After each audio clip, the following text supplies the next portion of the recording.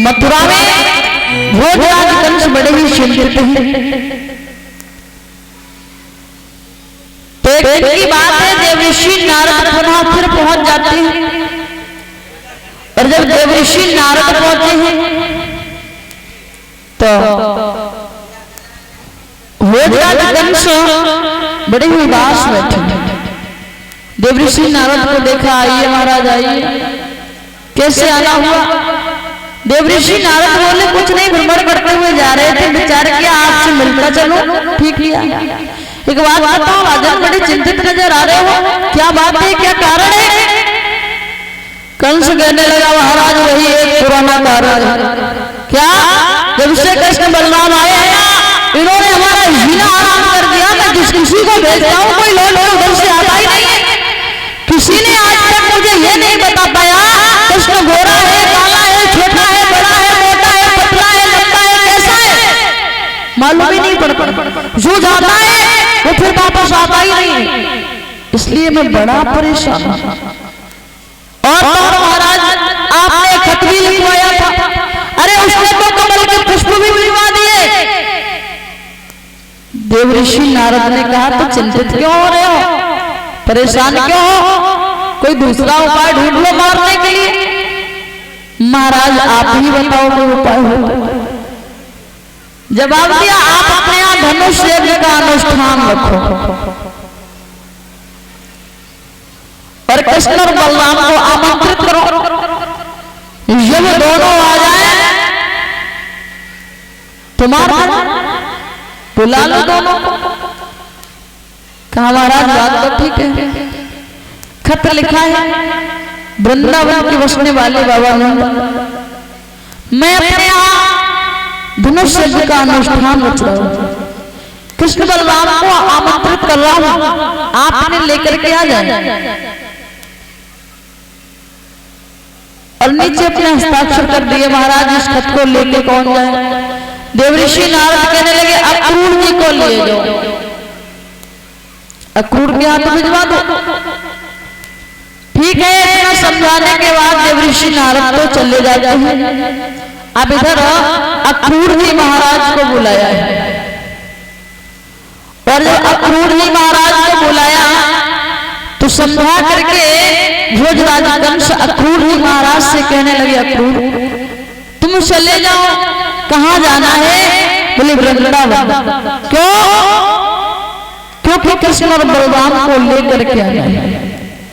अक्रूर जी महाराज ने आज अपने शब्दों को सुना, मना करने लगे, महाराज मैं नहीं जाऊंगा। अरे भला इतने दिनों बाद जाऊंगा और जाऊंगा भी तो ये असुर संदेशा लेकर के, क्या सोचेंगे यशोदा, क्या सोचेंगे नंद बाबा? अक्रूर आए तो लेकिन ये खत लेकर मैं नहीं जाऊंगा। कंस कहने लगा, अगर नहीं जाओगे तो हमारे हाथों से मारे जाओगे।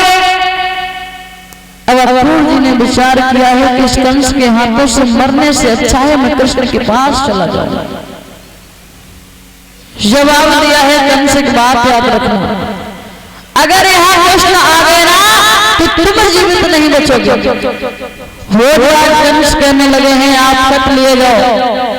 खत लेकर के अक्रूर जी महाराज जैसे ही चले, मन में विचार करते जा रहे हैं, पार ब्रह्म परमेश्वर मैं आना तो नहीं चाह रहा था, लेकिन क्या करूं, आना पड़ रहा है। विचार करते हुए चले हैं और सुबह से शाम हो गई। बताया असमंजस में उस समय पड़े हुए अक्रूर चले सुबह से शाम तक पहुंचे तेरे को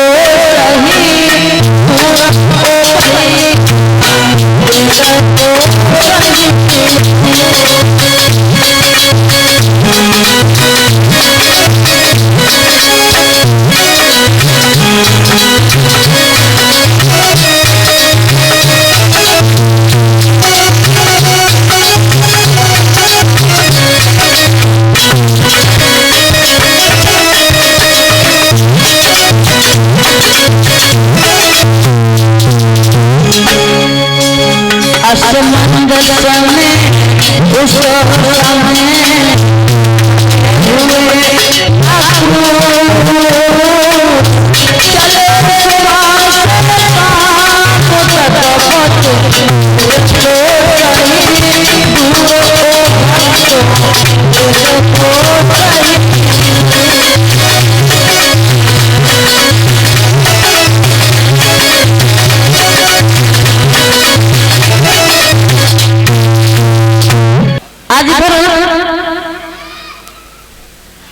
सुबह से शाम हो गई है, असमंजस में जा रहे हैं, क्या कहूंगा यशोदा से, क्या कहूंगा नंद बाबा से। केवल 1.5 कोस की दूरी है सुबह से शाम तक तय कर। अब मैया यमुना के तट पर पहुंचे हैं, स्नान किया और जैसे ही प्रभु का ध्यान किया, चतुर्भुज रूप में भगवान ने दर्शन दिए, उसी समय समझ जाते हैं कि अब कंस कुछ भी नहीं कर सकता है, पहुंच जाते हैं। अक्रूर जी महाराज जब पहुंचे हैं तो खत पकड़ाया है नंद बाबा। आज नंद बाबा ने उस खत को खोल करके पढ़ा है तो रोने लगे। अक्रूर तुम आए तो, लेकिन इतने दिनों बाद आए, पर ये अशुभ संदेशा लेकर के आए। अरे कृष्ण और बलराम जब से आए हुए हैं ना, तब से इस कंस ने हमारा जीना हराम कर दिया है। अभी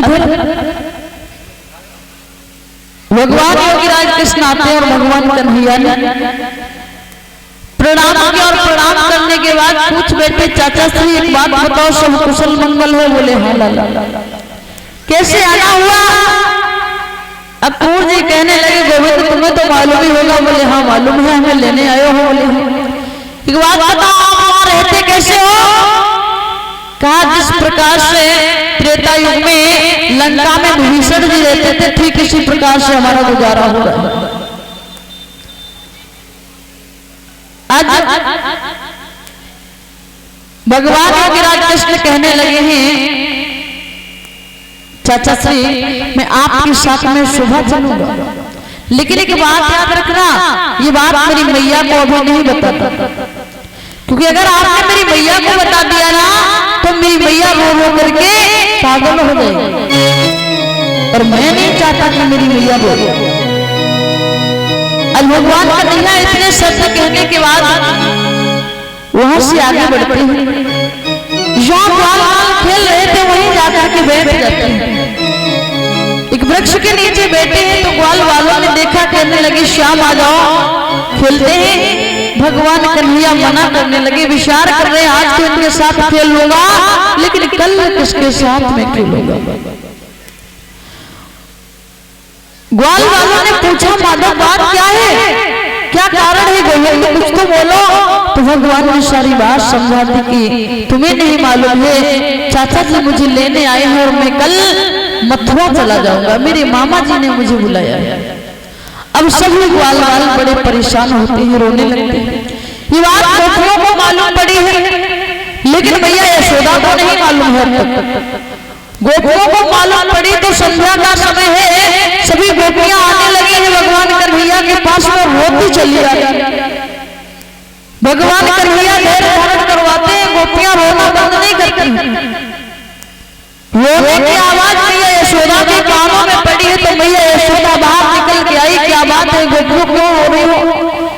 एक ग्वालिनी कहने लगी, अरे यशोदा तुझे नहीं मालूम है, तेरा लाला जो है ना, ये हम सबको छोड़ करके कल मथुरा चला जाएगा। और जैसे मैया यशोदा ने अपने शब्दों को सुना कि मेरा बेटा कल मथुरा चला जाएगा, सुनते सुनते पछाड़ खा करके गिर जाती। भगवान कन्हैया कहने लगे, हमने कहा था ना मेरी मैया को नहीं बताना। पुनः जब होश आया और जैसे होश आता था, भगवान कन्हैया कहने लगे, मैया क्या बताना? अरे मैं कल जाऊंगा, अरे जाऊंगा तो लौट के वापस आ जाऊंगा। मैया यशोदा कहने लगी, मैं समझ गई आज वो दिन आ गया। भगवान बोले, कौन सा दिन? अरे लाला तू मुझसे झूठ बोल रहा है, जब गर्गाचार्य जी ने तेरा नामकरण संस्कार किया था ना, तो उन्होंने मुझे ये बात बताई थी यशोदा, तेरा लाला जो है ना ये द्वारिका का राजा बनेगा, लेकिन हे यशोदा जिस दिन तेरा बेटा तुझे छोड़ करके चला जाएगा, उसके बाद फिर कभी लौट करके नहीं आएगा। आज जैसे ही भगवान कन्हैया सुनते हैं, कहते मैया धैर्य धारण करो, मैं आऊंगा वापस।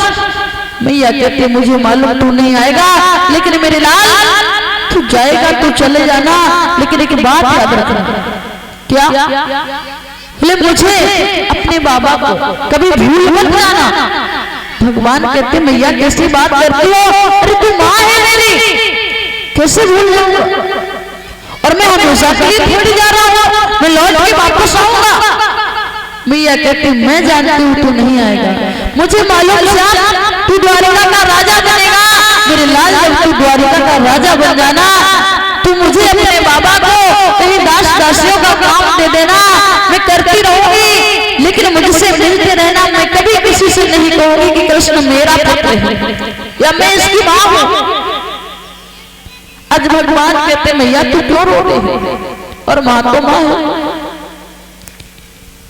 मान लो किसी माँ का बेटा जब परदेश जाता है, उस माँ को मालूम होता है कि 1 महीने बाद 2 महीने बाद मेरा बेटा लौट के आ जाएगा, फिर भी बेटा परदेश चला जाए, कम से कम 2-3 दिन तक वो माँ सही से ना भोजन करती है और ना किसी से बात करती है।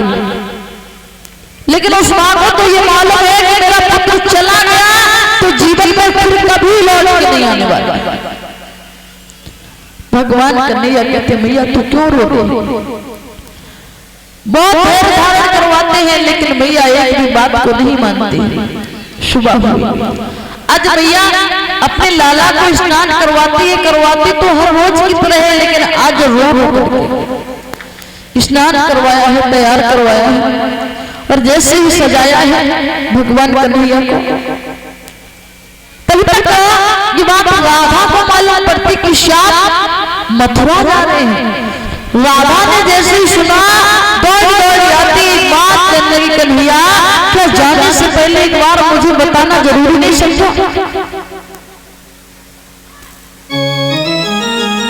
भगवान कन्हैया कहने लगे अरे ओ राधा आज आ रहा हूँ, कल रुकूंगा, परसों आ जाऊंगा, बताने की क्या जरूरत है? राधा कहने लगी श्याम अगर मुझे ऐसा मालूम होता मैं तुझसे कभी प्रीत नहीं लगाती। माँ की ममता क्या होती है ये यशोदा के दिल से पूछो, प्रेमी की गति क्या होती है ये राधा से मिलके पूछो। राधा कहती है श्याम अगर मुझे मालूम होता मैं कभी तुझसे प्रेम नहीं करती। भगवान कन्हैया कहते राधा क्यों रो रही हो? मैं आज जा रहा हूँ, कल रुकूंगा, परसों आ जाऊंगा, मैं तुम्हारे साथ को थोड़ी ना छोड़ा है। राधा रो नहीं, संभा करके कहते हैं